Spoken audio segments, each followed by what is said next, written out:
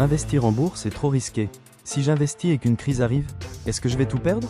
Ces questions et ces peurs sont naturelles et parfaitement légitimes. C'est pour ça que j'ai développé la stratégie du réinvestissement pyramidal. Cela permet de rester serein face aux crises et de savoir comment réagir pour en profiter, et c'est la stratégie que je vais vous présenter. Ce contenu est fourni à titre strictement pédagogique et informatif. Il ne constitue en aucun cas un conseil en investissement, ni une recommandation d'achat ou de vente d'actifs financiers. L'investisseur reste seul responsable de ses décisions d'investissement. Il est fortement conseillé de continuer à vous former pour prendre les meilleures décisions possibles. Mais revenons à notre sujet. Et si le marché se crache? Pendant la crise de 2008, le marché a chuté de 50% et a mis 5 ans pour revenir à son niveau initial. Si vous êtes là, c'est que vous voulez investir sur le long terme. Vous devez donc accepter de voir vos investissements chuter de cette façon à court et moyen terme. Lorsque ça arrive, il est fortement déconseillé de vendre. Si vous vendez, vous figez des pertes, sans laisser de chance au marché de rebondir. Mais il n'est pas nécessaire de rester passif pour autant. La question n'est pas si ce genre de crash va se produire, mais bien quand est-ce qu'il va se produire. Donc avec un peu d'anticipation, vous pouvez construire une réserve stratégique qui vous permettra d'être prêt le moment venu pour en tirer parti. Il faudra également préparer à l'avance combien vous souhaitez investir en fonction de la baisse du marché. Dans ces moments-là, votre pire ennemi c'est vous-même et vos émotions. Si vous avez un plan précis et chiffré, il vous suffit de le suivre sans vous poser de questions. Une fois utilisé, il ne faudra pas oublier de reconstituer votre réserve stratégique. Sinon, vous n'aurez pas les moyens de réagir en cas de nouvelle baisse. Voici maintenant un rappel des principales erreurs à éviter. Tout investir d'un coup sans filet de sécurité. Investir de l'argent dont on a besoin à court terme. Vendre dans la panique lors des baisses. Changer de stratégie à chaque émotion. Vouloir battre le marché sans expérience. La réserve stratégique vous permet d'avoir une certaine tranquillité d'esprit parce que vous savez que vous avez les moyens de réagir si une crise importante survient. Cela vous évite de paniquer et vous permet au contraire d'essayer de bénéficier de la crise plutôt que de la subir. Pour construire cette réserve stratégique, il est conseillé de dédier 30% de sa capacité d'investissement mensuel en la mettant de côté. Vous pouvez mettre cette somme sur un livret A, une assurance vie peu risquée ou même un fonds monétaire en attendant de devoir l'utiliser. Passons maintenant à l'utilisation de cette réserve.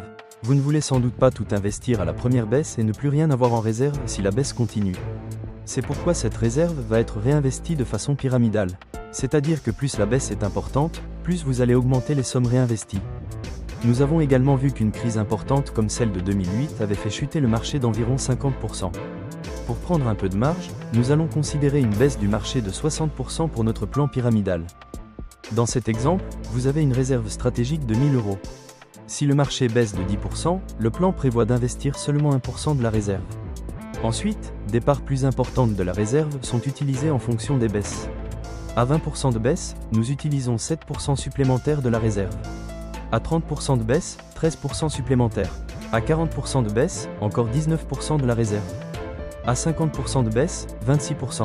Et pour finir, nous utilisons 34% de la réserve pour une baisse de 60%. Bien sûr, vous pouvez adapter ces pourcentages en fonction de ce qui vous convient le mieux.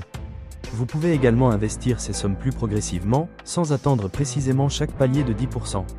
Si la baisse est petite à moyenne, vous pouvez commencer à utiliser votre réserve.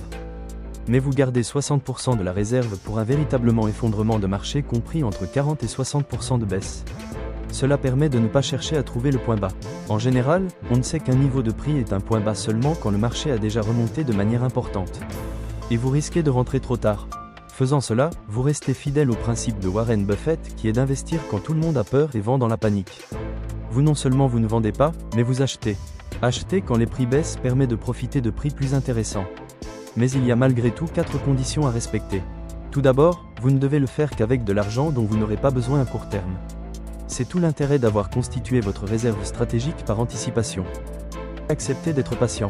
Les rebonds peuvent prendre du temps, comme en 2008 où le marché a mis 5 ans pour revenir à son niveau initial. Vous acceptez également que le marché puisse continuer de chuter.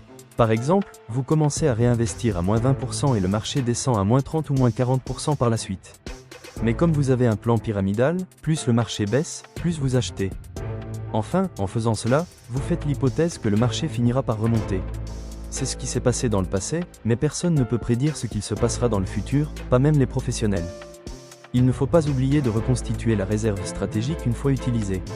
Prenons ici l'exemple d'une baisse de 60% ayant fait utiliser la totalité de la réserve stratégique et comment la reconstituer en 3 étapes. Premièrement, reconstituer un tiers de la réserve quand le prix remonte de 50% de la baisse.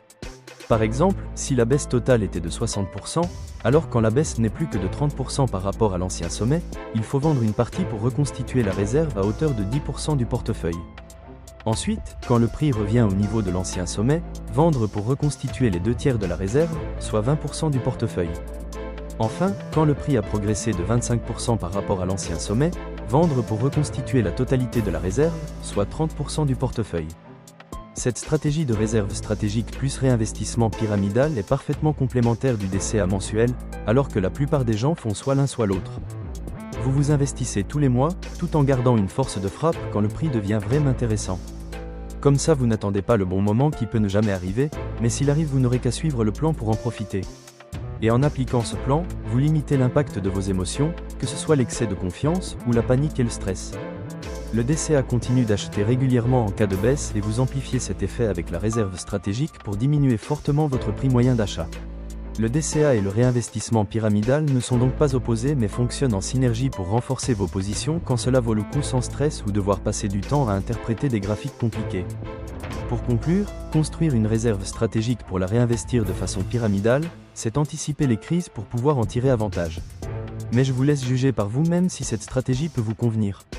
Si vous avez apprécié cette vidéo, likez-la et abonnez-vous pour encore plus de contenu sur l'optimisation des investissements.